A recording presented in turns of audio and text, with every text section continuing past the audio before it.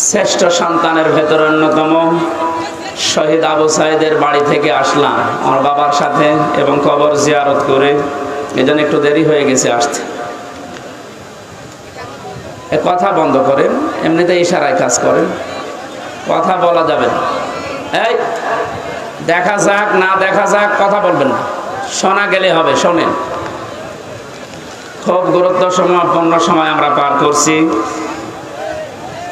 যেহেতু কোরআনে কারিমের সূরা রদের আয়াতে আল্লাহ জানিয়েছেন যে যতক্ষণ তোমরা নিজেদেরকে না পাল্টাবে আমি আল্লাহ নিজে পাল্টিয়ে দেব না। সুতরাং আমাদের চেষ্টা করা লাগবে, আল্লাহ নিজে আমাদেরকে পাল্টিয়ে দেবে। চেষ্টা করার মালিক কে? অবশ্যই আল্লাহ। আল্লাহ চেষ্টা করবেন, আপনি কি ঘাস কাটবেন? সফলতা দেওয়ার মালিক কে বলেন তো?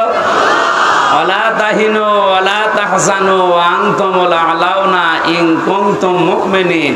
কোনো চিন্তা নেই, কোনো ভয় নেই। পৃথিবীতে বিপদ যত বড় হোক, ঈমান যাদের ভেতরে আছে এদের ভয়ও নেই, চিন্তাও নেই, চিন্তার রেখাও এদের কাছে আসে না। তার বাস্তব প্রমাণ ডাক্তার শফিকুর রহমান,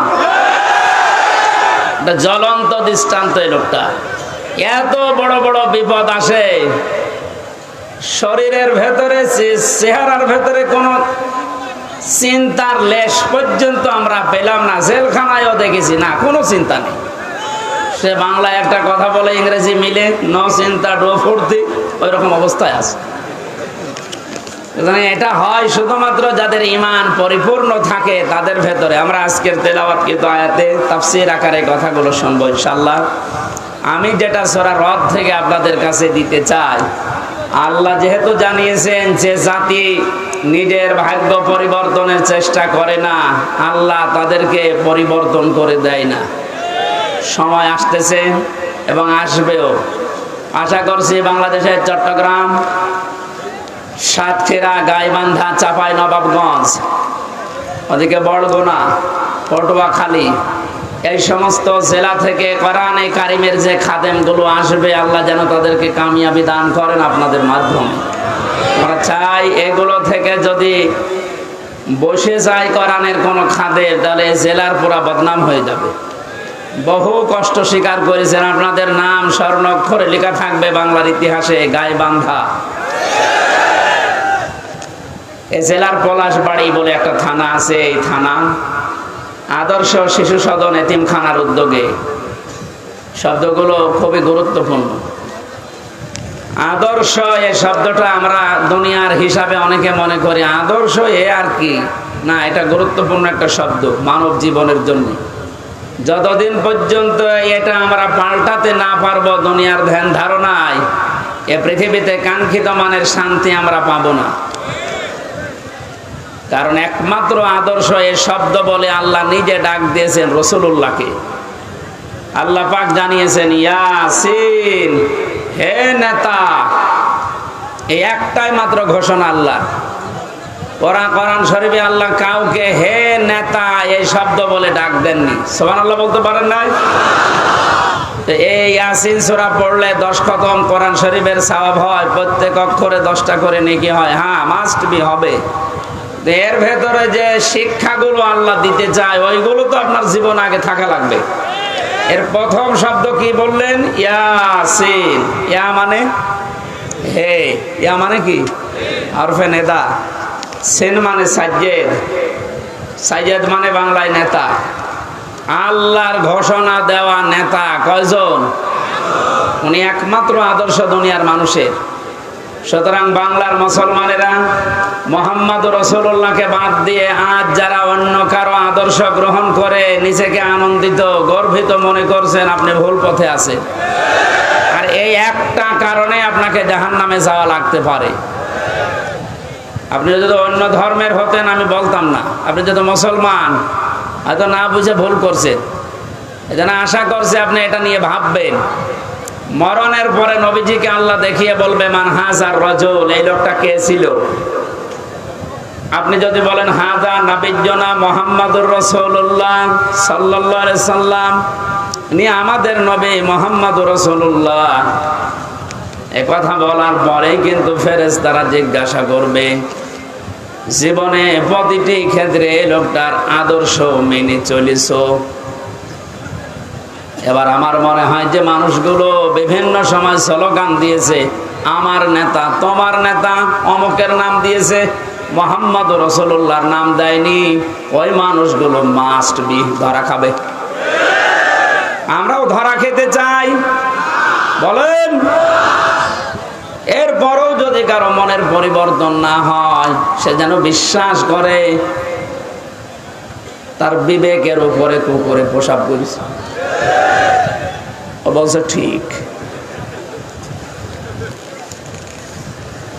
এখন যদি বাড়িতে যাই, এই যে যেখানে বসে আছে, এনে যদি বাড়িতে সালাম দেওয়ার পরে ওনার স্ত্রী ওনারে গালি দেয় কুকুরের বাচ্চা বলে, না ভালো লাগবে? বলেন, রাগ হবে না? উনি যদি জ্ঞানী মানুষ হয়, চিন্তা করবে আমার তো শিক্ষিতা বউ, এটা ভদ্র ঘরের সন্তান, আমার গালি দেয় কেন? অবশ্যই এর জিনে ধরেছে। কিসে? জিন অথবা পরিতে ধরেছে, নাই তো আমার গালি দেওয়ার কথা না, স্বাভাবিক নেই। আপনি যদি কোরআনে কারিমের অথেন্টিক কথাটা শোনার পরে আপনার যদি বিশ্বাস দরবেশ বাবার মতো হতো, তাহলে আপনাকে আমি বলতাম না। ও দরবেশ কোরআন হাতে নিয়ে বলেছিল এর ভেতরে সমস্যা আছে, এই কারণেই তো দাড়ি কেটে ফেলিস। আল্লাহকে অপমান করিয়েছে শুধু কোরআনে কারিমে, মানে সন্দেহ আছে এর ভেতরে এই কথা বলার কারণেই। যে লোকটা এই কথা বলতে পারে তার ঈমান বলে কিছু থাকার কথা।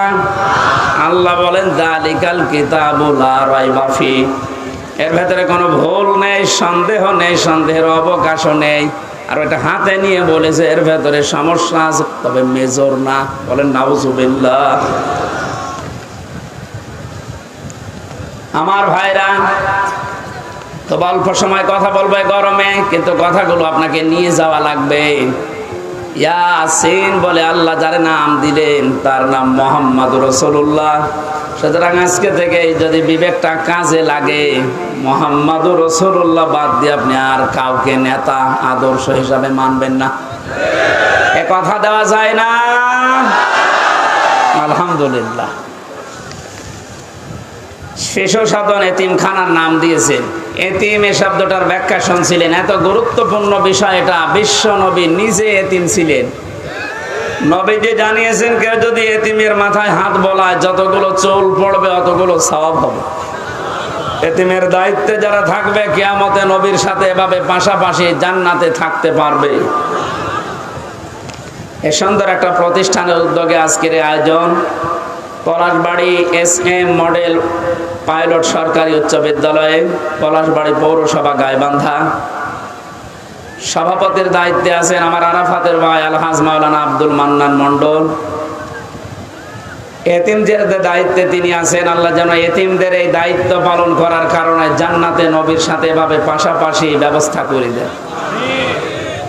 মাহফিলের প্রধান অতিথি সাবেক উপজেলা চেয়ারম্যান গাইবান্ধা সদর, আমাদের অভিভাবক জনাব মোহাম্মদ আব্দুল করিম সরকার, বিশেষ অতিথি মাওলানা নজরুল ইসলাম লেবু, মাওলানা জহুরুল হক সরকার, আরো অনেক মানুষের নাম এখানে দেখতে পাচ্ছি। বিশেষ করে জনাব আবু বকর সিদ্দিক, অধ্যাপক গোলাম মোস্তফা, জনাব আবু তালিব সরকার মাস্টার, শহীদুল ইসলাম মনিরুজ্জামান সহ নাম না জানা মঞ্চে বসা শ্রদ্ধাভাজন ওলামা ইকরাম, সামনে বসা মুসলমান ভাইরা, পর্দার আড়ালের সম্মানিতা মা এবং বোনেরা, প্রাণ প্রিয় গাইবান্ধাবাসী, দল মত নির্বিশেষে কোরআনের এই আয়োজনে যারা সাড়া দিয়েছেন, এবাদত মনে করে, এটা কিন্তু এখন এবাদত চলছে। যে এবাদতে কষ্ট বেশি ওই এবাদতে সওয়াব বেশি হয়। সুতরাং এই কষ্ট করে যারা এসেছেন, শুনছেন, এবাদত মনে করে বলেন আলহামদুলিল্লাহ। পৃথিবীতে আল্লাহর বড় বড় দয়ার কথা আমরা শুনেছি। সবচাইতে বড় দয়া রহমত আল্লাহর পক্ষ থেকে মানুষের জন্য চারটা পেয়েছি। কয়টা? বলেন বলেন। এটা তিরমিজি শরীফের হাদিস। আল্লাহর নবী বলেন 1 নম্বরে মানুষের সবচাইতে বড় দয়া, কিন্তু এটা পেলে মানুষ বেজার হয়। আল্লাহর দয়া রহমত, অথচ মানুষ পেলে বেজার হয়। কথাটা কেমন হয়ে গেল না? নবীজি কেন বললেন এবার মিলান তো? 1 নম্বরে পৃথিবীর বড় দয়া রহমত, মানুষ যেটা পেলেই বেজার হয়ে যায় অধিকাংশ। তার 1 নম্বরে কন্যা সন্তান। আমরা কি বেজার হব? আজ যারা জুজুর ভয় দেখাচ্ছেন বাংলাদেশে নারীদেরকে, যে ইসলামী আন্দোলন একামতে দিন যারা আছে, এরা যদি ক্ষমতায় যেতে পারে আপনাদের ঘর বন্দি করে রাখবে, এই জুজুর ভয়টা দেখানো হচ্ছে না? বাংলাদেশের জামাতে ইসলামী বাংলাদেশের শ্রদ্ধাভাজন আমির, আমার মনে হয় কেউ যদি জিন্দা আল্লাহর ওলি দেখতে চায়, ওই লোকটার যেন দিকে তাকায়। টাটকা ওলি। আমরা ওলি আল্লাহ খোঁজার জন্য সিলেটে যাই, সিলেটে যেখানে যাওয়া দরকার ওখানে যাই না। হ্যাঁ, কথা বলে না কেন? জীবিত ওলি দেখতে হলে এখানে যাওয়া লাগবে, সিলেটের পাশে মৌলভীবাজার কোলাউড়ায়। হেঁটে গেলে মনে করবেন এটা একেবারে জিন্দা ওলি। উনি ঘোষণা দিয়েছে নারীদেরকে আজ যারা জুজুর ভয় দেখাচ্ছেন, আমি গ্যারান্টি দিলাম যদি আল্লাহ আমাদেরকে জাতির খেদমতে কবুল করে, এই মেয়েরা পুরাটা উল্টিয়ে যাবে। তারা মনে করবে আমরা মায়ের কোলে আছি। ওনার কথার সাথে বাস্তবতার যেন আল্লাহ মিল করে দেন, বলেন আমিন। কন্যা সন্তান যাদের আছে আপনি বেজার হবেন না, কারণ কারো রিজিকের দায়িত্ব কারো হাতের উপরে, ঘাড়ের উপরে, মাথার উপরে আল্লাহ দেয়নি। যে আসতেছে দুনিয়ায় তার রিজিক সে নিজে করে নিয়ে আসতেছে। কথা বলেন এখানে, দায়িত্ব যতদিন আপনার উপরে আছে যেভাবে হোক আল্লাহ চালিয়ে নেবে। যেহেতু এটা নবীর কথা যে এটা বড় রহমত, অথচ আমরা বেজার হয়ে যাই। আমার তো আল্লাহ 2টা মেয়ে অলরেডি দিয়েছে, এখন যদি আরো মেয়ে আসে আমার কোনো নারাজি নেই, আমি খুশি। দ্বিতীয় নম্বরে হাদিসের ব্যাখ্যা শুধু বলছে, নবীজি জানিয়েছেন যারা মেয়ের বাবা আছো, মেয়েটা যখন কোনো বাড়িতে আসে ফেরেশতা পর্যন্ত বাড়িতে নাজিল হয়ে যায়। কোন ছেলে আসলে ফেরেশতা নাজিল হয়, এ কথা কোরআনেও নেই, হাদিসেও নেই। অথচ মেয়ে মানুষ আসলে ওই বাড়িতে আল্লাহ ফেরেশতা আগে পাঠায়। ফেরেশতারা আসার পরে মাথার উপরে হাত দেয়, ওই কন্যা সন্তানকে উদ্দেশ্য করে বলে এটা একটা দুর্বল দেহ, একটা দুর্বল দেহ থেকে বের হয়ে এসেছে। এই মেয়েটাকে যারা আদর যত্ন করবে, এর পেছনে শ্রম দেবে, দিনের শিক্ষা দেবে, সৎ পাত্র থেকে পাত্রস্থ করবে, কিয়ামত পর্যন্ত আল্লাহর সাহায্য ওই বাবা মা গার্জিয়ানের উপরে থাকবে। বলেন সুবহানাল্লাহ। যেন আল্লাহর এই বড় দয়া, বড় রহমত আমরা যেন বেজার না হই কোনোদিন। মেয়ে হওয়া মানে স্ত্রীর উপরে রাগ না, আপনার রাগ হচ্ছে আল্লাহর উপরে, কারণ ওটা তো আর স্ত্রী বানায়নি, বানিয়েছে কে? দ্বিতীয় নম্বরে পেয়েছি সবচাইতে বড় দয়া আল্লাহর পক্ষ থেকে, অথচ মানুষ বেজার হয়ে যায়, তার নাম মেহমান। নাম কি? এটার সাথে বাস্তবতার মিল আছে। যত ধনী মানুষ হোক, মেহমান আসলেই কেমন যেন মন খারাপ হয়ে যাচ্ছে। অথচ মেহমান যখন আসে, নবীজি বলেন সে তার নিজের খোরাকি সাথে নিয়ে আসে। বলেন সুবহানাল্লাহ। বিশ্ব নবী জানিয়েছেন 3 নম্বরে বৃষ্টি, 4 নম্বরে আল্লাহর নবী বলেন রোগ ব্যাধি। রোগ ব্যাধি যার যত বেশি হবে, তার দুনিয়ার অপরাধগুলো আল্লাহর মাধ্যমে মাফ করিয়ে নিষ্পাপ করে তার কাছে নিয়ে যাবে। সিস্টেম অপর পৃষ্ঠায় দেখুন তিরমিজি শরীফ, নবীজি বলেন 4টা বিষয়ে মানুষ আনন্দ পায়, 4টা বিষয়ে মানুষ খুশি হয়, কিন্তু আল্লাহর কাছে সবচাইতে ঘৃণিত নিকৃষ্ট এই 4টা। তার 1 নম্বরে নাম পেয়েছি যৌতুক। এদেশে নেই। সামাজিকভাবে আন্দোলন গড়ে তোলা লাগবে। বৈষম্য বিরোধী ছাত্র আন্দোলনের মাধ্যমে যেহেতু সংস্কার চলছে, আজ বাংলাদেশের সমাজগুলো থেকে যৌতুক নামে এই মানবতার মহা কৌতুক বিদায় করে সংস্কার করা লাগবে। এই জন্য এজন্য যতগুলো সংগঠন কাজ করছে মেয়েদের পক্ষে নাম নিয়ে, নারী পক্ষ, নারী স্বাধীনতা আন্দোলন, নারী বিপ্লব পরিষদ, নারী মুক্তি পরিষদ, এদেরকে বলছি এই 53টা বছর পার হয়ে গেল, আজও আপনারা যৌতুক মুক্ত করতে পারেননি। ইসলামের হাতে 5টা বছর তুলে দেন, যৌতুক নামে মানবতার সাথে মহা কৌতুক বাংলাদেশ থেকে মানুষ ঝাঁটিয়ে বিদায় করবে ইনশাআল্লাহ।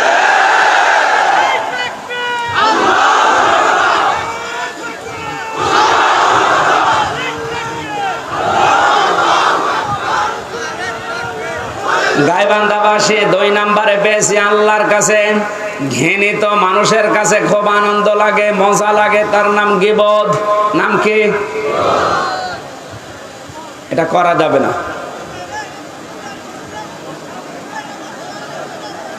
আপনারা কথা বন্ধ না করলে তো আমি কথা ভুলে যাব। কথা বন্ধ করুন।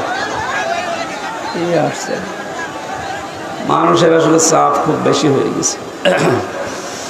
নবীজি বলেন 3 নম্বরে মিথ্যা বলা, 4 নম্বরে সুদ আর ঘুষ খাওয়া। এই 4টা বিষয় আল্লাহর কাছে ঘৃণিত, কিন্তু মানুষ খুব বেশি আনন্দ পায়, মজা পায়। আমরা যেন বিরত থাকতে পারি, বলেন আমিন।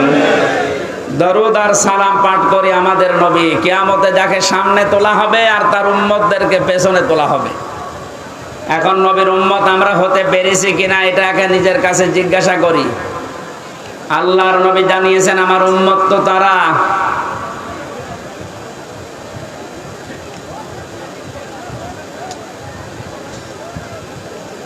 সূরা আরাফের ভেতরে 2 জায়গায় আল্লাহ আয়াতটা দিয়েছেন, উম্মতি মুহাম্মদি, যে আমি মুহাম্মদ রাসূলুল্লাহর উম্মত। এ কথা যদি কেউ ঘোষণা দেয়, দাবি করে, সে যেন মানুষকে ন্যায় এবং ইনসাফের দিকে ডাক দেয়।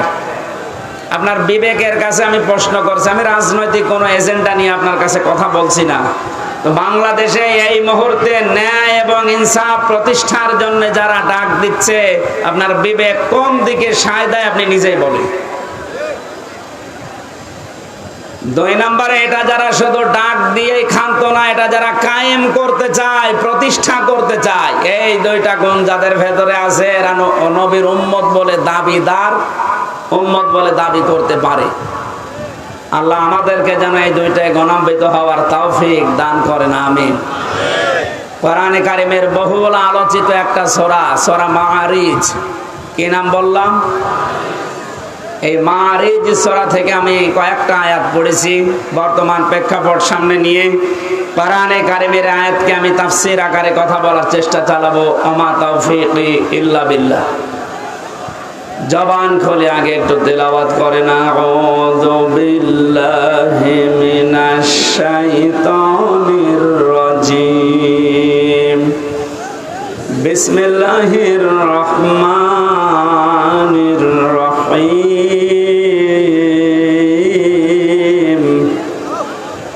ওয়ালা ইয়াসআলু হামীমুন হামীমা। আজকের আলোচনার বিষয় হচ্ছে মুক্তিপণ। কি বললাম? জবান খুলে বলেন, কি বললাম? এটা আমি বানিয়েছিলাম জেলখানায় থাকতে 22 সালে।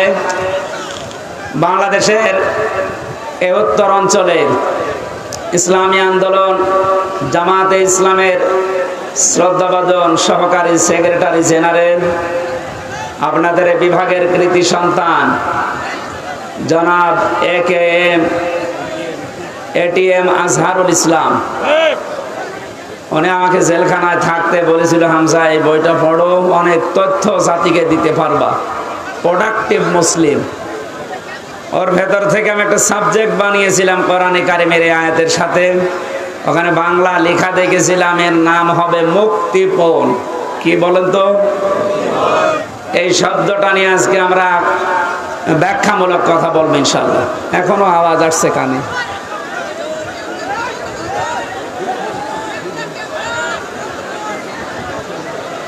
এইভাবে করলে তো কথা বোঝানো যায় না। আর যে মাইক নিয়েছেন, জীবনে যদি এই মাইক আমার মাহফিলে দেন, একেবারে আষাঢ় দিয়ে ভেঙে ফেলবে, গলাটাই আজকে শেষ করে দেবে। কে মাইক নিয়েছেন আপনি? একটা আওয়াজ হলো।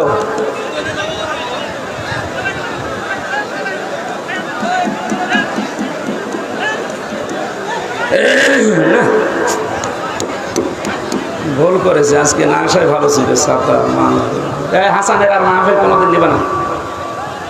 ছাতা কিছু জানে না, বোঝে না, আন্দাজে মাহফিল বলি যে এত করে যে টাকা পয়সা আমার দরকার কম দিয়ে, আপনি জেলা শহরের মাইক নেবেন, রংপুর থেকে মাইক নিয়ে আসা যায় না? কোথায় বাদাম বিক্রি করে মাইক নিয়েছেন? এত জোরে আওয়াজ দিয়েও যদি আওয়াজ না শোনা যায়। আপনারা নিজেদের আওয়াজ একটু বন্ধ করেন তো ভাই। হ্যাঁ, একটু আওয়াজ বন্ধ করেন। আপনাদের বিভাগের সন্তানের কাছে পাওয়া বই থেকে যেহেতু এই সাবজেক্টটা বানানো, উনি থাকলে বাইরে আপনাদেরকে শোনাতেন। যেহেতু উনি এখনো ভেতরে, আমরা আশা করছি খুব তাড়াতাড়ি আল্লাহ আমাদের ভেতর ওনাকে ফিরিয়ে দেবে। আমিন। কি আপনারা চান না? এই কথা বলেন না কেন? মাওলানা মামুনুল হক উনি আমার সাথে পাশের রুমে আমারই ছিল। মাঝে মাঝে জামাতে ইসলামী বাংলাদেশের যে মানুষগুলোকে বিনা অপরাধে ফাঁসি দেওয়া হয়েছে, আমি এই কথা সিঙ্গাপুরে, মালয়েশিয়া কয়েকদিন আগে এখানে বলেছিলাম। এই জালেম যারা এ দেশে 17 বছর জুলুম করে গেল, এই জালেমদের দোসর এখনো ওখানে পালিয়ে আছে। ওরা যে ওই দেশের রাষ্ট্রদূত যারা পররাষ্ট্র মন্ত্রণালয় আছে, ওদের কাছে নালিশ দিয়েছে যে উনি যুদ্ধ অপরাধী যারা মামলার আসামি তাদের পক্ষে কথা বলে। এটা যদি আমার অপরাধ হয়ে থাকে, আবু সাইদ সহ বাংলাদেশের হাজারের উপরে কয়েকদিন 5 তারিখের আগে যারা মানুষকে বিদায় করে দিল, এরা কি মানবতা বিরোধী অপরাধী না? আপনি শুধু নিজের দিকে টানবেন কেন? এরা যারা মারা গেছে এরা মানুষ না?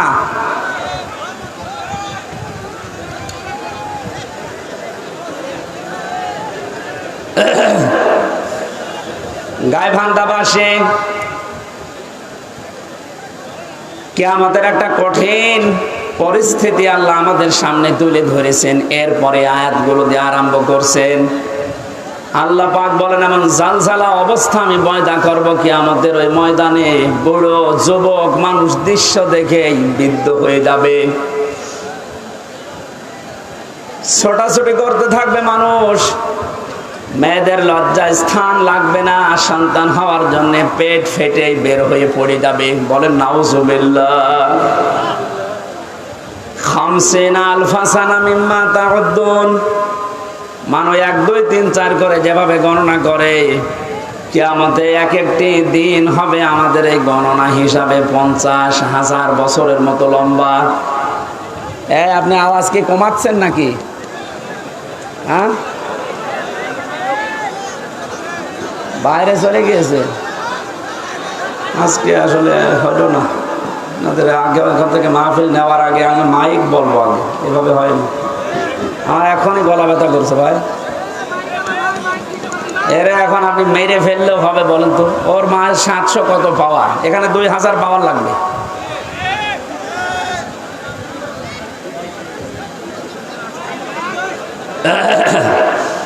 ডাক্তার শফিকুল ইসলাম মাসুদকে দিয়ে যে কাজ হবে, এখন কে দরবেশ বাবারে দিয়ে সে কাজ হওয়ার কথা?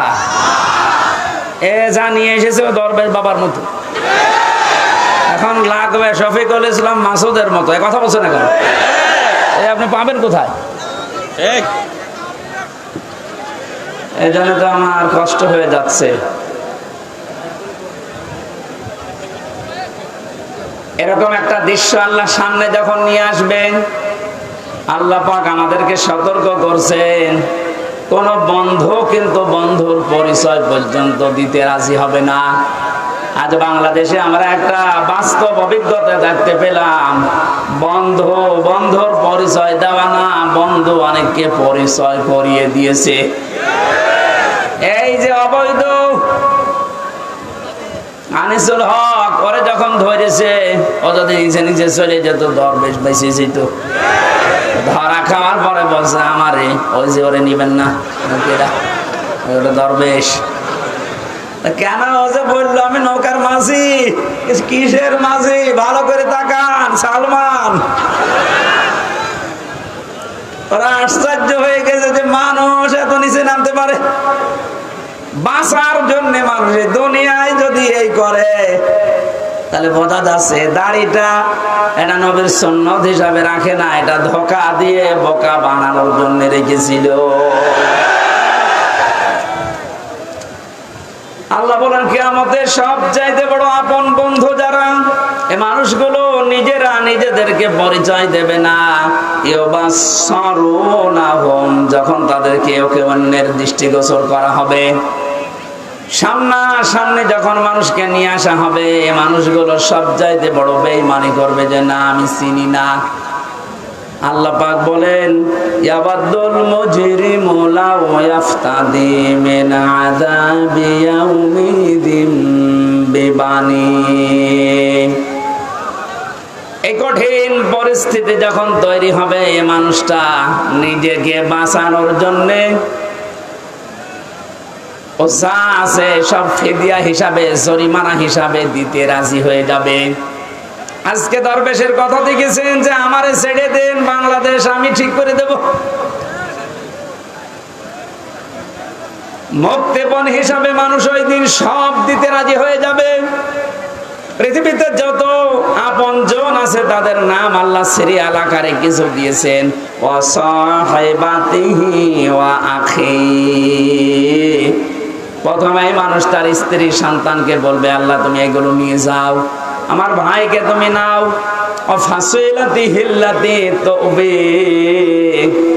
এই দুনিয়ায় যারা তাকে আশ্রয় দিত, দলীয় লোক, সামাজিক লোক, বংশের লোক, যারাই তাকে আশ্রয় প্রশ্রয় দিত, এই মানুষগুলোকে বলবে আল্লাহ এগুলো দিয়ে দিলাম। বলেন নাউজুবিল্লাহ। এ কথাকে আপনি 100 ভাগ বিশ্বাস করেন? বলেন। আমি আমার নিজের কথাই বলছি, আপনি নিজের সাথে এবার মিলাবেন। এই যে নিজের দলীয় লোকজন সব মানুষ দিতে চাইবে মুক্তিপণ হিসাবে। ওমান ফিল আরদি জামিআ,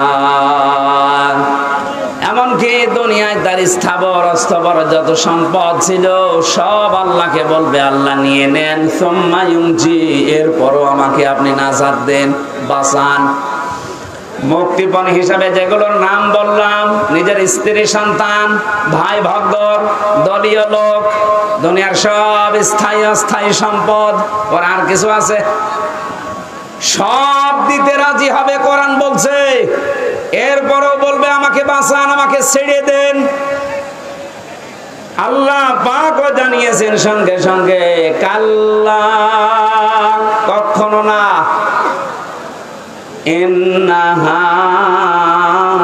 লাযা, অবশ্যই আমি আল্লাহ তাকে জাহান্নামে লাজার দরজা দিয়ে প্রবেশ করাবো। জোরে বলেন নাউজুবিল্লাহ।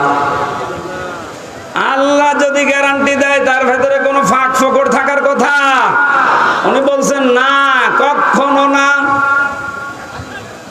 তো যেগুলো দিতে চাইলি একটাও আমি মুক্তিপণ হিসাবে নিতে রাজি না, তোকে আমি লাজাই দেব। এখন লাজা কি? আমরা এখানে অনেকে এর আগে শুনেছি যে জাহান্নামের স্তর আল্লাহ বানিয়েছেন 7টা। কয়টা? বলেন বলেন। জান্নাতের স্তর কয়টা? 100টা। আমরা তাই 8টা জানি। কোরআনে কারিমের ভেতরে 100টার উপরে জান্নাতের স্তর আল্লাহ সাজিয়েছেন। এর ভেতরে জাহান্নামের স্তর যেহেতু 7টা ধাপ, 7টা, এক একটা ধাপের আলাদা আলাদা নাম আছে। 3 নাম্বার যে ধাপটা তার নাম লাযা। আল্লাহ বলেন এত ভয়ঙ্কর এটা, নাযাআতাল লিশাওয়া। এই জায়গায় প্রবেশ করানোর সঙ্গে সঙ্গে মানুষের চামড়া খসিয়ে ফেলবে। বলেন নাউজুবিল্লাহ। এই পৃথিবীতে যত রকমের শাস্তির জায়গা আমি জীবনে যত দেখেছি, এই যে আয়না ঘরের নাম এখন শুধু শুনছি, আগেও বলতে পারতাম কিন্তু আমার বলতে দেয়নি। আমিও মাটির নিচে ছিলাম, গুম হয়েছিলেন এই যে আপনাদের এলাকার সন্তান। কত মানুষ গুম হয়েছিল এই দেশে, অনেকে বলেছে কি করেছে যে তাদের এত কিছু বলা লাগবে, গালি দেওয়া লাগবে। বাংলাদেশে যদি জালেমেরা কিচ্ছু না করে থাকে, ওদের শাস্তি দেওয়ার জন্য, বরদোয়া করার জন্য আয়না ঘরে যথেষ্ট। আপনি শুধু নাম শুনেছেন, এদের বাস্তবতা কত নির্মম। একটা পশুর সাথেও মানুষ এত নিকৃষ্ট আচরণ করে না।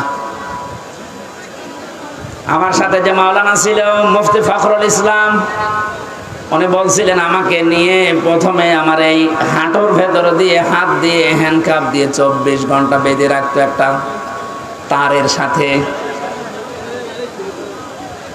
শুধু টয়লেট করার জন্য 1.5 থেকে 2 মিনিট সময় দিত, খাওয়া দাওয়ার জন্য কয়েক মিনিট দিয়ে 24 ঘন্টা এভাবে বাঁধা।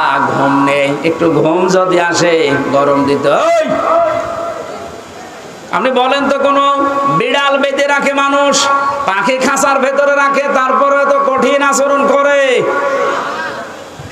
এরপরেও যদি জালেমরা নিজেদের জুলুমের ফেরেশতা খুঁজে না পায় যে কি করেছি আমি যে আমার পদত্যাগ করা লাগবে, প্রকাশ্য গুলো তো বাদই দিলাম, গোপনে এইটাও যদি এখন সামনে ভালোভাবে নিয়ে আসেন, আপনি যে জালেম ছিলেন পৃথিবীতে তামাম দুনিয়া স্বীকার করবে।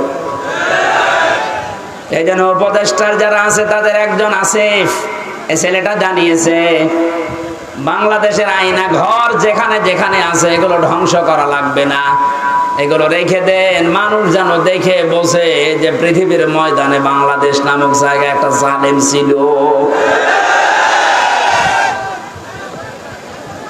জালেমদের জন্য আপনি মায়া দেখায় অনেকে, এখন বলে না কি আর করেছে। সারা দেশের 18 কোটি মানুষও যদি আপনাকে মাফ করে দেয়, আমি আমার বাস্তবতা থেকে বলছি, ব্যারিস্টার আরমানের বউ আপনাকে মাফ করবে না। ইলিয়াস আলীর স্ত্রী আপনাকে মাফ করবে না, যে ধোঁকা দিয়ে তাকে বোকা বানালেন যে আমি কিছু জানি না, অথচ প্রমাণ হয়েছে ওনাকে মেরে ফেলা হয়েছে। ও গাইবান্ধাবাসী, এই কথাটা আমি ভেতর থেকে বলছি এই কারণে, কারণ জালেম যারা এখনো পর্যন্ত আমরা দেখতে পাচ্ছি অনেকে জালেমের পক্ষে সাফাই গাচ্ছে। কয়েকদিন আগে গোপালগঞ্জের এক জালেমের দোসর ও জানিয়েছে, আপা ঘাবড়াবেন না, আপনি ঘাবড়ালে আমরা নরম হয়ে যাই। এখনো এই কথা বলেন, ওনার বিবেক আছে? আপনি জানেন বাস্তবতা কত নিচে নেমেছিল? এই দিককার মানুষগুলো কি, এরা কি মানুষ নাকি? ওইটা তো বলা যাচ্ছে না।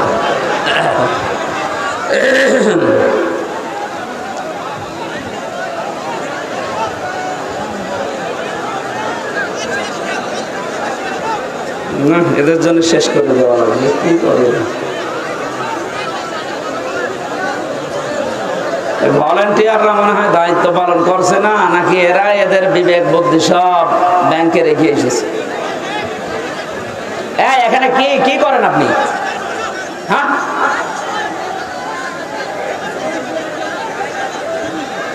এমনিতে মাইক মন মতো না, কোনো আওয়াজ আছে, আবার এরা যদি এত ডিস্টার্ব করে কিভাবে করে?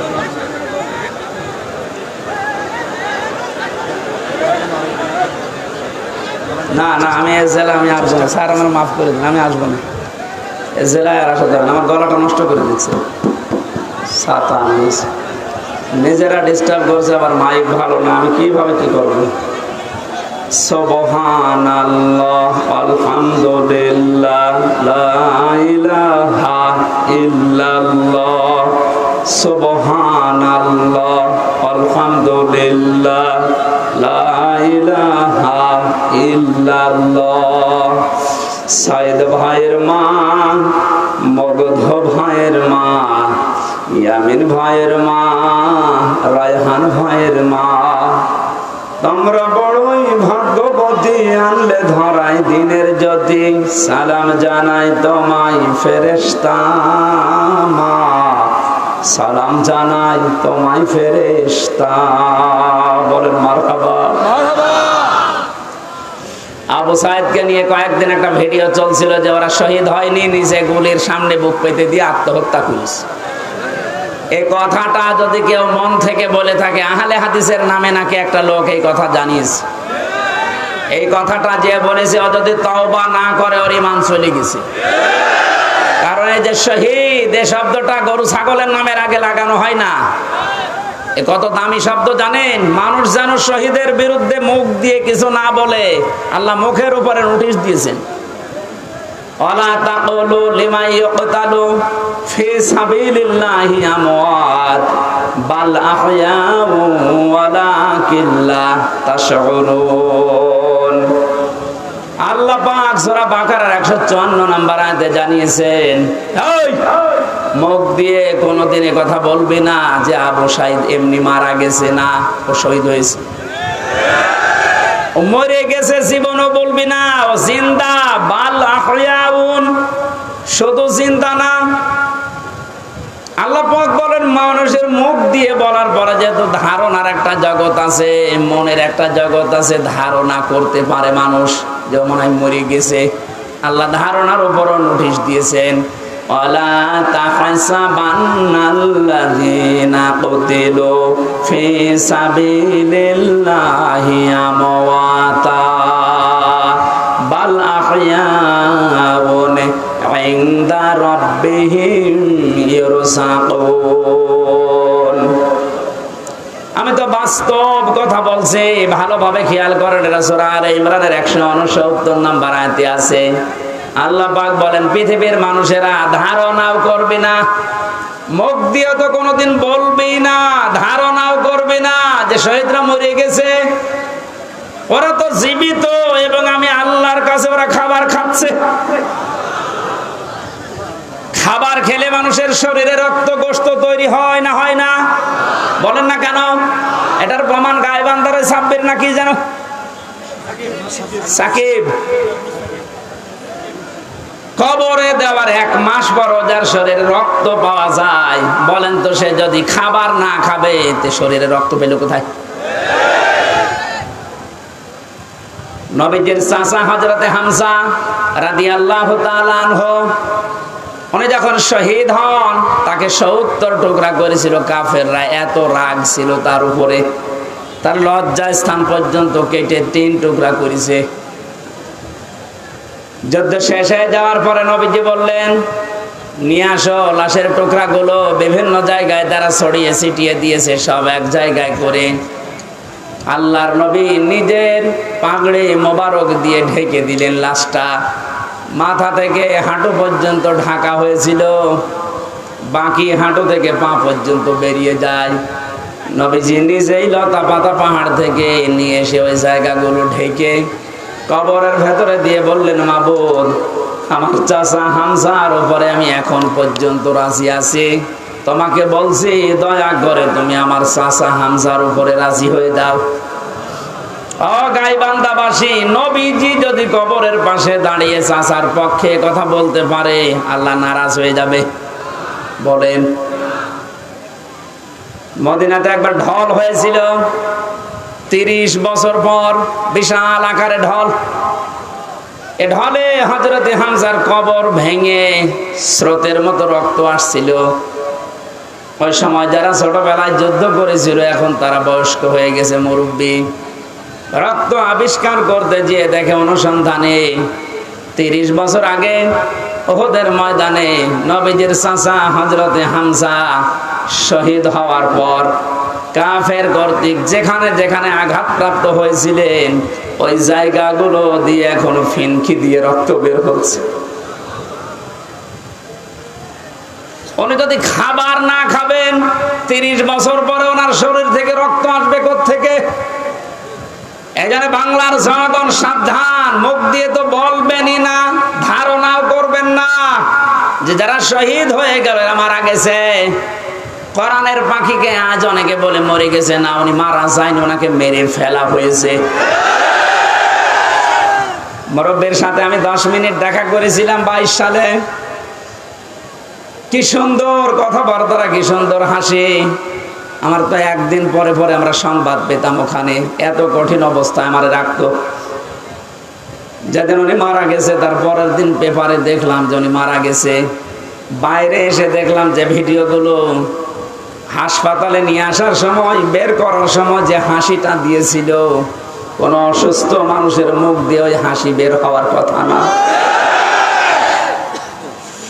অনেকে ধোঁকা দিয়ে বোকা বানিয়ে জেলার আর সুপার এখন স্বীকার করছে যে আমরা উপরের নির্দেশে এটা করেছি। আমাদেরকে বলা হয়েছিল যে সই স্বাক্ষর করে বলেন যে নির্বাহী আদেশে ছেড়ে দেবে। আমরা এই প্রসেস শেষ করে দিলাম। এই যে ডাক্তার মোস্তফা জামান নামে এই কোলাঙ্গার উপরের নির্দেশ পেয়ে শেষ পর্যন্ত সারা বিশ্বের আলেমদের মাথার মুকুট আমরা যাকে মনে করি, এই যে তাফসীর মাহফিলের জনক যিনি পৃথিবীতে, বিশেষ করে বাংলাদেশে তো হবেই, তাফসীর মাহফিলের শব্দ শুনলে মানুষ মনে করে আল্লামা সাঈদী।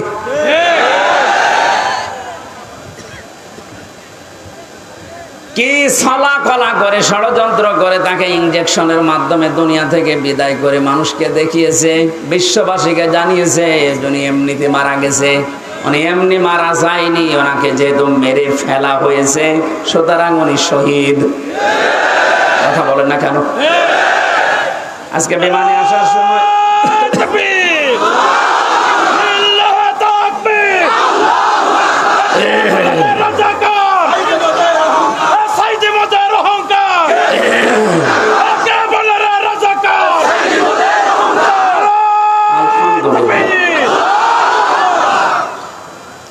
আজকে মিরপুরে নামাজ ছিল 10 নম্বরে, মিরপুর ঢাকা।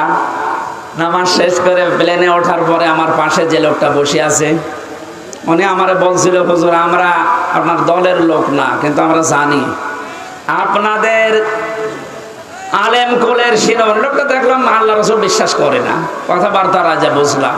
আমাকে বলছে আল্লামা সাঈদী আপনাদের কোরআনের পাখি বলে যারে জানেন, এই লোকটাকে এমনি মারা যায়নি, ওনাকে মেরে ফেলা হয়েছে। আপনারা যারা আছেন এই মানুষগুলাই চুপ করে, এই মানুষগুলোকে আপনারা বলেন এই ডাক্তার মোস্তফা জামানকে নিয়ে আপনাকে যে রিমান্ডে নিয়েছিল 10 দিন, ওরে 2 দিন নেন, 2 দিন একটু রিমান্ডে নেন। ও সত্য কথা সব বলে দেবে যে কিভাবে কিভাবে কিভাবে। আমির জামাত ডাক্তার শফিকুর রহমান উদার হয়ে সবাইকে মাফ করে দিয়েছে, কিন্তু উনি একটা শেষ কথা জানিয়েছে, অন্যায়ের সাথে সরাসরি যারা জড়িত এই মানুষগুলোর কোনো ক্ষমা নেই। নবীজি যেমন 13 জনকে মাফ করেছিলেন, বলেছিলেন যদি এরা কাবা শরীফের গিলাফ ধরেও থাকে ওখানে ওদেরকে মেরে ফেলা লাগবে। 1500 বছর আগে যদি 13 জন ওইরকম হয়, 1500 বছর পরে আমার মনে হয় এখন 26 জন হয়ে গেছে। তার ভেতরে এই কালা অন্ডকোষ্ঠ উড়ে গেছে। এরকম আরো যে শয়তানগুলোর কারণে হাজার হাজার মানুষ বিনা কারণে আমার মতো 3 বছর 5 বছর 10 বছর 15 বছর জেলে ছিল, এদেরকে আপনি কি জবাব দেবেন? মাফ করে দিলে সব হচ্ছে? কেউ যদি জালেমকে মাফ করে দেয় সেজন্য মুসলিমের উপর অবিচার করে। এজন্য ভুক্তভোগী যারা, আমরা তো জানি, আমার মেয়েটা আমারে চেনে না, ছোটটা, আমার মনে কি দুঃখ বলেন তো। আমি যদি অপরাধ করতাম আপনি আমার অভাবে রাখতে পারতেন, কিচ্ছু জানি না। কিন্তু সুখের সংবাদ, গত পরশুদিন আমার মামলা সব ঢিসমিস হয়ে গেছে। কারণ বিচারপতি দেখার পরে বলছে কি দেখে বিচার করব, এর ভেতরে তো কোনো মাল নেই।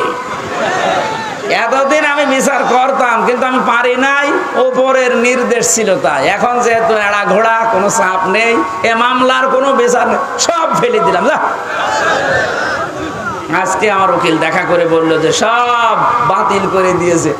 আদালত পর্যন্ত হাসে যে একটা মামলা হইল, আর এইটার কারণে 3 বছরের জেলে রাখা লাগবে, অথচ সাজাও যদি লাগিয়ে দেয় সর্বোচ্চ 3 মাস রাখার মতো, অথচ বিনা কারণে রেখেছিল কয় বছর? 3 বছর। আপনি তো মাফ চাচ্ছেন জনগণের কাছে, জনগণের ভেতর তো আমি একজন, আগে আমার কাছে মাফ চাবেন। আমি মন থেকে যদি মাফ করে দেই আপনি মাফ পাবেন। যদি বলেন হুজুর আল্লাহ না, আল্লাহ মাফ করবে না, কারণ আল্লাহ আমার উপর ছেড়ে দিয়েছে। কারণ এই দায়িত্ব এখন আল্লাহর নেই। আল্লাহ তো হকুল্লাহ আর আমি হকুল ইবাদ। কথা বলুন, আপনি কোন মুখ নিয়ে ব্যারিস্টার আরমানের বোর কাছে মাপ চাবেন বলেন? আমান আজমের স্ত্রীর কাছে কি করে মাপ চাবেন? মহিলাটা আজ কত বছর অপেক্ষা করে না থাকতে পারে, কত বছর বিয়ে করে ফেলছে।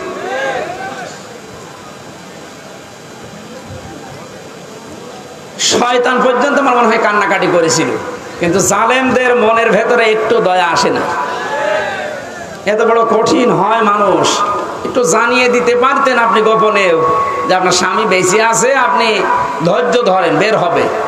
আপনি মেরে না ফেলে বাঁচিয়ে রাখলেন, আর আমরা জানি যে উনি নেই। মেরে ফেললে হয়তো ব্যারিস্টার আরমানের স্ত্রী অন্য জায়গায় বিয়ে করতো, যদি সংবাদ পেত যে আমার স্বামী নেই। এমন অবস্থায় রেখেছিলেন এর 8টা বছর, এত তারপরও কোনো অপরাধে জড়ায় নাই, ভাগ্য ভালো। কথা বলে না কেন? অন্য কোন সাধারণ মেয়ে লোক হলে কত কিছু কত জায়গায় পৌঁছিয়ে দিত। ৭৬ বছর বয়সে এখন শুনছে নাকি বিয়ে করবে, আর তাদের বয়স ৩৫ বছর ৩২ বছর।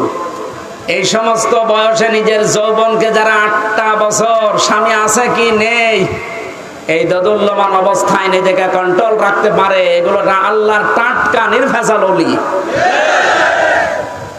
আর অনেকে ফতোয়া দিয়েছিল আল্লাহর ওলি মহিলা এই পৃথিবীতে একজন আছে, এদেশে যদি কেউ জান্নাতে যায় মানবতার কন্যা জান্নাতে যাবে। শয়তান এগুলো শুনতো আর হাসতো, আল্লাহ তুমি আমারে শয়তান বানিয়েছো।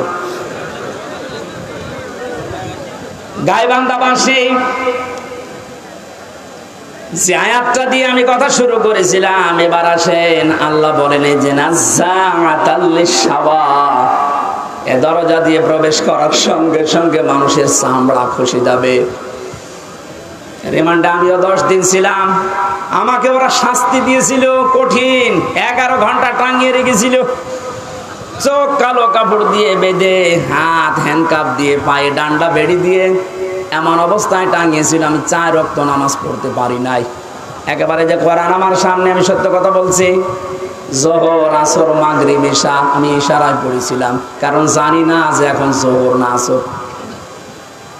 মাটির নিচে এমন এক ঘরে নিয়েছিল, ওখানে দিন রাত বোঝা যায় না। এই কঠিন অবস্থাতে শুধু জিজ্ঞাসা করতাম যে স্যার এখন কি নামাজের সময় হয়েছে? ঝাড়ি দিত উপর থেকে, কিসের নামাজ পড়বা? যে কয়টা অফিসার আমি দায়িত্বে পেয়েছি, কয়েকটা এত খারাপ, এত জানোয়ার, আল্লাহরও ভুল ধরতো। বলেন যে লোকটা আল্লাহর ভুল ধরতে পারে তার কাছে আমির হামজা কি? আমরা মাঝে মাঝে এই নখ তুলে নেওয়ার যে যন্ত্রপাতি গুলো আছে নিয়ে এসে বলতে যে নখ তুলে এইগুলো দিয়ে, আর ওখানে জালেমদের একটু শুধু ডিম মারছে তাই অনেকের সহ্য হচ্ছে না।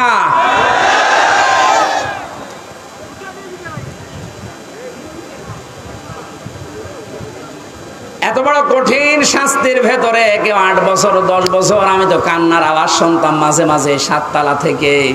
কারারক্ষীরা বলতো, এমনকি ওখানে প্রশাসনের যে মানুষগুলো বলতো, হুজুর এখানে অনেকেই 2 বছর 3 বছর 5 বছর আছে, কেউ জানে না। আপনি যদি বাইরে যেতে পারেন বলবেন। কিন্তু ভাগ্যের নির্মম পরিহাস, বের হওয়ার পরে এমন এমন থ্রেট দিয়েছে যদি কোনো কথা উচ্চারণ করি আমিও গায়েব হয়ে যাব। আল্লাহ যেহেতু নিচে দয়া করে এখন সুযোগ দিয়েছে, এ বাংলাদেশের শুধু ডিবি অফিসে না, এই ডিজিএফ এর দায়িত্বে যারা আছে, আর্মির এখানে মাটির নিচে আয়না ঘর না, এরকম বহু জায়গায় আছে, যেখানে যেটা আছে খুঁজে বের করে ওখান থেকে সবাইকে তাড়াতাড়ি মুক্ত করে দেন। এটা মানবতার সাথে সব চাইতে বড় অপরাধ এই আয়না ঘর, এই গুম। আজকে বিশ্ব গুম দিবস ছিল।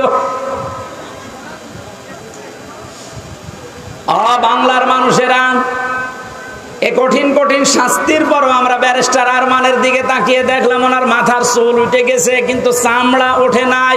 আর আল্লাহ বলেন নাজ্জাআতাল লিশাওয়া, এই লাজা দিয়ে প্রবেশ করার সঙ্গে সঙ্গে মানুষের আগে চামড়া উঠে যাবে। এখন আপনি টের পাচ্ছেন তো কঠিন, কত বড় ভয়ঙ্কর জায়গা।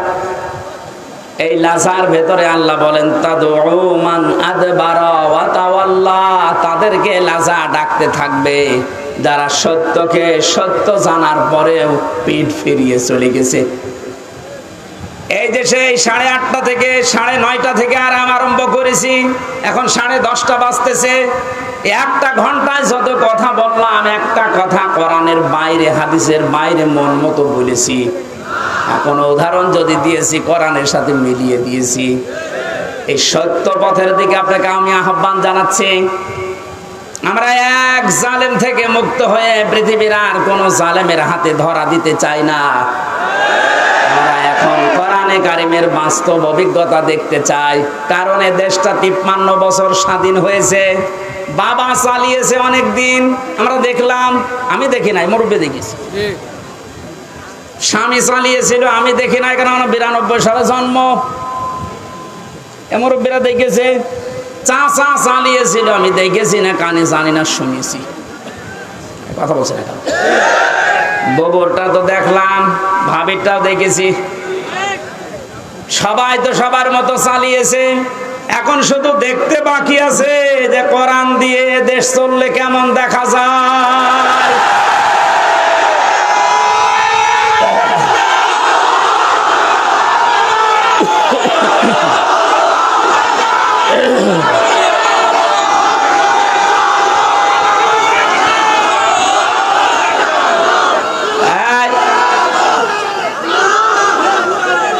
আজকে কে যেন ফতোয়া দিয়েছে যে নারায়েত তাকবীর এই শব্দটা বলা শিরক। কারণ নারায়েত মানে নারুন থেকে এসেছে, এটা পাগল। নারায়ণ শব্দটা নারাতুন থেকে, নারাতুন মানে উচ্চ, তাকবীর মানে আল্লাহর আওয়াজ। তাকবীর মানে কি? নারায়ে তাকবীর, এই উচ্চ আওয়াজে আপনি তাকবীর দেন, এই শব্দটা এখান থেকে। ওরা নারায়ে এখান থেকে নিয়ে এসেছে, নারুন মানে আগুনের তাকবীর। এটা আমাদের কলবের, অন্তরের এবং আত্মার সাথে মিশে থাকা একটা তাকবীর।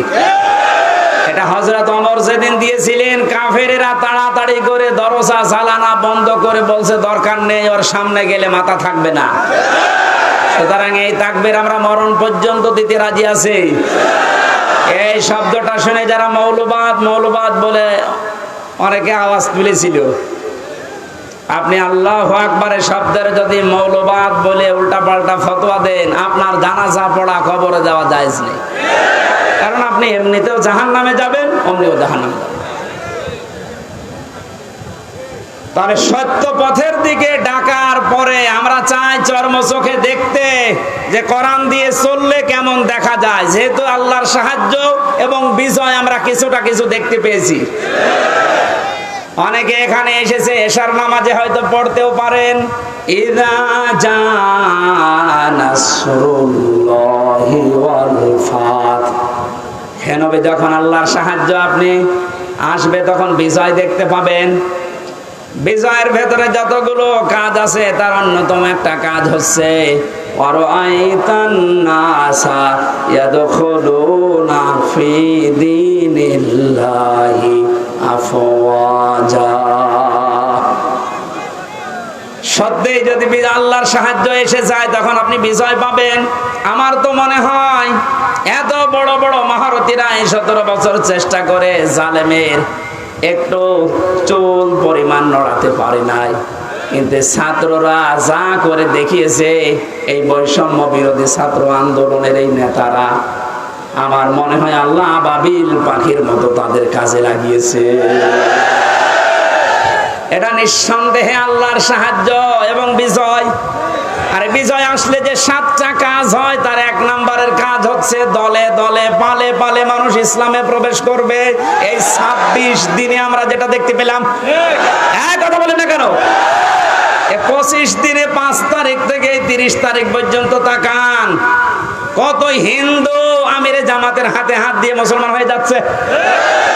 কত জালেম পর্যন্ত নিজের জুলুম স্বীকার করে আজ ইসলামে আসতেছে। আজকের একটা জরিপ পেয়েছি, আগস্টের 5 তারিখের আগে এই দেশে মাত্র 20 জন মানুষ চাইতো 100 জনের 20 জন যে ইসলামে দেশে কায়েম হোক। কিন্তু এই 25 দিনের মাথায় এখন অবস্থা এমন দাঁড়িয়েছে, এই দেশে এখন 100 জনের 35 জন মানুষ চাচ্ছে যে ইসলাম কায়েম হোক। এই সময়টা একটু চেটে দেন। বাংলাদেশে যারা একামতে দিনের দায়িত্ব পালন করে এই মানুষগুলোর যে ইখলাস আমি দেখেছি। আমি তো বাস্তব ওয়াজ করছি ওনার সাথে, আমি 4 দিন থেকে জেলখানায় একেবারে পাশাপাশি আমি দেখেছি লোকটার আমল, লোকটার ঈমান। এই যে পরবর্তী আয়াতে ওইটা আসবে, ওনার যে মর্যাদা, ওনার যে ভরসা তাওয়াক্কুল আল্লাহর উপরে। আমির হামজাকে লক্ষটা এক জায়গায় করলে ওই রকম তাওয়াক্কুল হবে না। আমি কত আলেমকে জেলখানায় কাঁদতে দেখেছি, আফসোস করে, এমনকি আল্লাহকেও দোষারোপ করে। অথচ লোকটা একটা জেনারেল মানুষ, একটা ডাক্তার, কাদের সংস্পর্শে এসে কোন জায়গায় যে আল্লাহ পৌঁছিয়ে দিয়েছে তারে।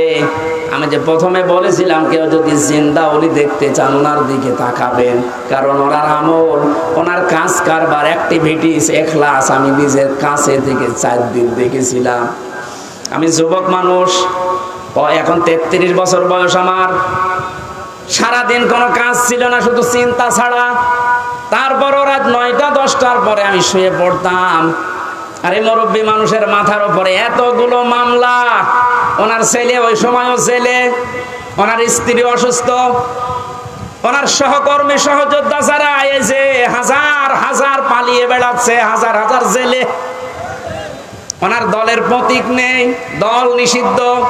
এরকম কঠিন মুহূর্তেও লোকটার চেহারার ভেতরে চিন্তার কোনো ছাপ নেই। প্রতি সপ্তাহে 4টা 5টা করে হাজিরা দিয়ে দিয়ে এই যে 8-9 ঘন্টা গাড়িতে থাকা লাগতো। যখন জেলখানায় এসে পৌঁছাতো রাত 9:30 10টায়, বলতাম স্যার খাবার খাবেন না? আপনার এই যে এখানে কিছু দুষ্ট লোক আছে, ওদের মাধ্যমে মোবাইল পাওয়া যায়, চুরি করে নিয়ে এসে দেয়। আমার বংশে হামজা মোবাইল দিয়ে করব কি? কেন আপনার সন্তান আছে, ছেলে, আপনার স্ত্রী অসুস্থ, আপনার দলের লোক সব পালিয়ে বেড়াচ্ছে, একটু খোঁজ নেবেন না? আমারে যেটা শুনিয়েছে ওই কঠিন মুহূর্তে আমার বলছে হামজা আমার সন্তান সহ স্ত্রী সহ আমার সহকর্মী সহযোদ্ধাদেরকে আমি আল্লাহর হাতে রেখে এসেছি। আমার তো একেবারে পুরোপুরি বিশ্বাস ওই দিন থেকে যে ওনার এই তাওয়াক্কুলের কারণে এই 25 দিনে 20 থেকে 35-15% মানুষ ইসলামে আসা বেড়ে গেছে। এখানে মানুষগুলোর ইখলাসের আপনি দাম দিতে শেখেন। এদেশের দেশপ্রেমিক হিসাবে যদি এখন 1 নম্বরের তালিকায় থাকে যারা ভুয়া ভুয়া তুলেছিল, তাদের এখন মানুষ চিনে ফেলেছে। বাংলাদেশের একজন প্রথিতযশা আলেমে দ্বীন মুফতি কাজী ইব্রাহিম বাইরের দেশ থেকে ঘোষণা দিয়েছে, মানে কিন্তু পাগল ছাগল না, 10 জন আলেম যদি এই দেশে থাকে তিনি একজন। ঘোষণা দিয়েছে এই বাংলাদেশে যদি কেউ দেশপ্রেমিক বলে দাবি করে সেটা 1 নম্বরে জামাত আর শিবিরেরা। বাকিগুলো যারা এগুলো তুলতেছে, এই কথা শোনে না,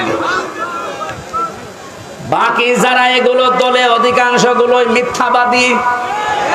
দেশপ্রেমের ধোঁয়া তুলছে যে আমি দেশপ্রেমিক, অথচ শরীরের ভেতরে দেশপ্রেমের কোনো চিহ্ন নেই। পায়ে যে জুতা দিয়ে আছে বিদেশি জুতা, গায়ে যে শার্ট দিয়েছে বিদেশি শার্ট। হ্যাঁ কথা বলে না কেন? এমনকি মাথার চুলেং কাটিং তাও বিদেশি, বিরাজ করে এসেছিল বিদেশি, এমনকি বিয়ে করেছে তাও বিদেশি। আর কে বলছে যে দেশপ্রেম? শয়তান এগুলো দেখে হাসতো, এখন মনে হয় শয়তানের হাসি একটু বন্ধ হয়েছে।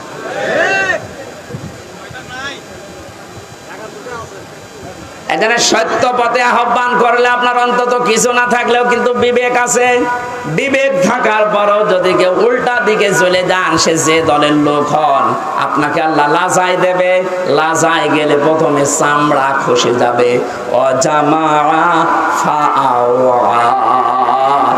আল্লাহ পাক বলেন 2 নম্বরে দুনিয়ায় যারা মাল সম্পদ জমা করে আর মনে করে এটা স্থায়ী ভাবে থাকবে, এটা আজকে অনেকেই 17 বছর মনে করেছিল।